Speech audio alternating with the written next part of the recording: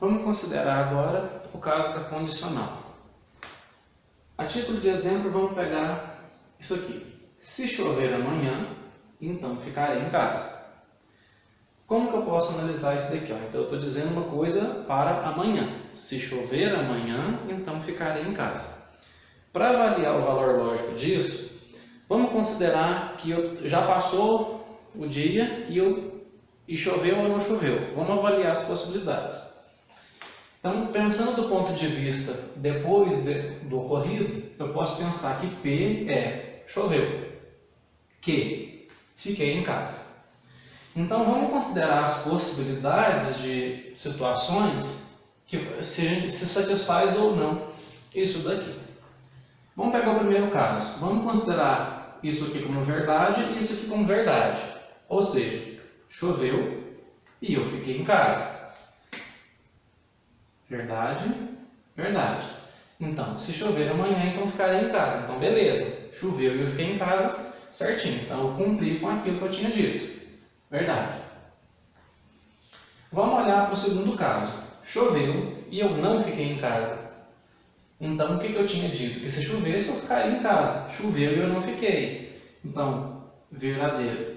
Falso, eu não cumpri com aquilo que eu tinha dito. Então, aqui vai ser falso. Vamos considerar esse último caso. Não choveu, não fiquei em casa.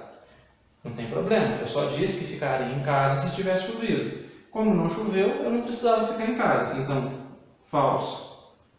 Com falso aqui, eu vou ter uma resposta verdadeira. Vamos olhar agora o terceiro caso. Não choveu. F. Fiquei em casa. V. Certo? Qual é o valor lógico que isso aqui assume? Não choveu e eu fiquei em casa. O que eu disse? Se chover amanhã, então ficarei em casa. Como aqui ele não disse nada a respeito do que ele faria ou não, se não tivesse chovido, tanto faz. Se ele tivesse ficado em casa ou não tivesse ficado, não importa, porque não choveu. Ele colocou a condição dele aqui se tivesse chovido. Então, nesse caso, F, um V, também dá V. Uma regra que é usual o pessoal utilizar para tentar memorizar essa tabela da condicional é a regra da Vera Fischer, que é Vera Fischer Fausto, que é a única possibilidade de resultado aqui em que a gente tem a falsidade, onde a primeira é verdadeira e a segunda é falsa. No caso da condicional, a primeira proposição P, ela recebe o nome de antecedente. A segunda proposição recebe o nome de consequente. Então, no caso, quando o antecedente é verdadeiro e o consequente é falso, ela é falsa. Vera Fischer falso. Certo? Então, isso aqui é uma regra que ajuda a memorizar essa tabela. A respeito da condicional, tem mais uma coisa que a gente precisa destacar. Como eu disse, antecedente, consequente. Outra coisa que a gente tem que considerar aqui é o seguinte: P é uma condição suficiente para Q. Q é uma condição necessária para P. O que isso quer dizer? Como que eu posso tentar entender essa situação? Vamos pegar isso aqui como exemplo. Se é orquídea, então é uma planta. Então, aqui considerando as duas proposições simples. Então, o que isso aqui quer dizer? Ser orquídea é uma condição suficiente para ser uma planta. E ser uma planta é uma condição necessária para ser orquídea. Vamos entender isso daqui. Se é uma orquídea, então, obviamente, ela é uma planta. Então, ser orquídea é suficiente para que seja uma planta.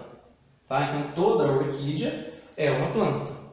Certo? Então, ser orquídea é suficiente para ser uma planta. Mas não existe nenhuma orquídea que não seja uma planta. Então, é necessário que seja uma planta para que ela seja uma orquídea. Tá? Então, condição necessária e suficiente vai aparecer nesse contexto. O antecedente é condição suficiente para o consequente. O consequente é condição necessária para o antecedente.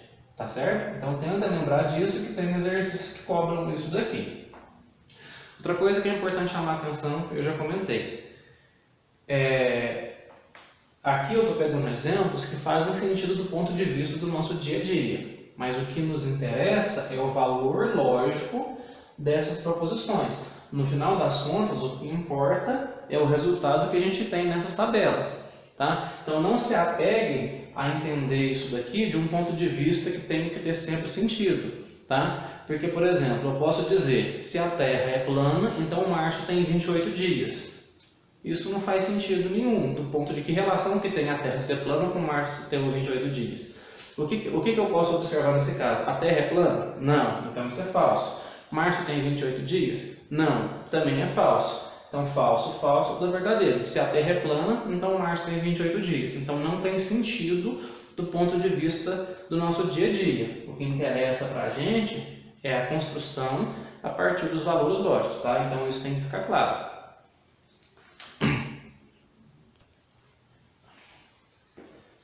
Nossa última aqui, a bicondicional. Vamos considerar as duas proposições simples. Carlos é mineiro. Carlos nasceu em Minas Gerais. Quando eu faço essa condicional aqui, se P, então Q, o que ela está dizendo? Se Carlos é mineiro, então nasceu em Minas Gerais.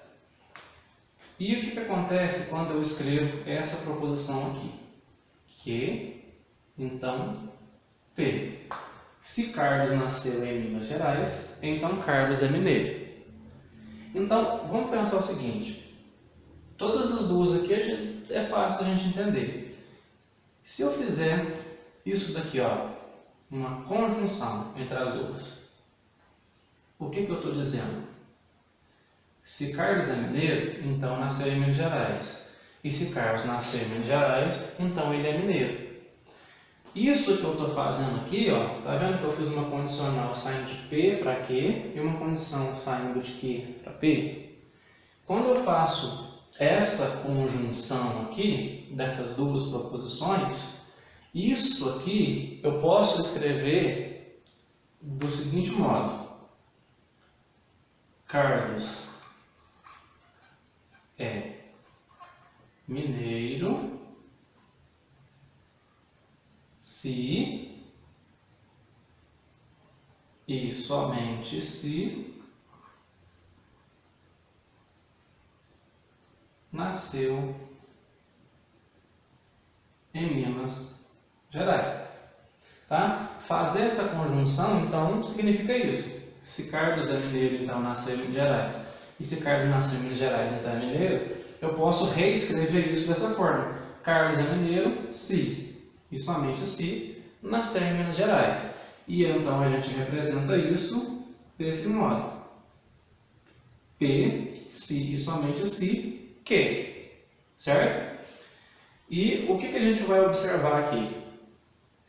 A conjunção, lembra que ela só é verdadeira quando os dois lados são verdadeiros? O que a gente vai observar aqui? Carlos é mineiro. Olhando para isso aqui, é condição suficiente para que ele tenha nascido em Minas Gerais. Carlos nasceu em Minas Gerais, é condição suficiente para ele ser mineiro. E aí o que a gente observa? Que no caso da bicondicional, a gente diz então que P é uma condição necessária e suficiente para Q. Assim como Q é uma condição necessária e suficiente para P. Certo? Então isso é importante lembrar. No caso da condicional, a gente sempre tem condição suficiente e condição necessária. E pronto. No caso da bicondicional, as duas são condição necessária e suficiente uma da outra. Então, vamos pensar o seguinte. Como que eu construo a tabela verdade aqui agora? Carlos é mineiro. Carlos nasceu em Minas Gerais. Beleza.